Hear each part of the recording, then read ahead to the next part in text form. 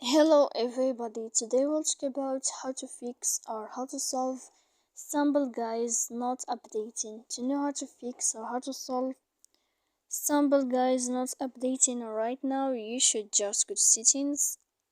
Here in this page, we click apps, default apps, app settings. Then in this list, we'll search about this window of Stumble Guys. Here in this page of app info, you will enter to this window of first stop and we click OK. Then we will enter to storage. After that we click clear cache, and in the end you can turn off your Wi-Fi. Then you can wait 3 seconds, then you can turn on your Wi-Fi again. So please don't forget to support us by like and subscribe. See you next time in another video, and thank you for your attention and your watching.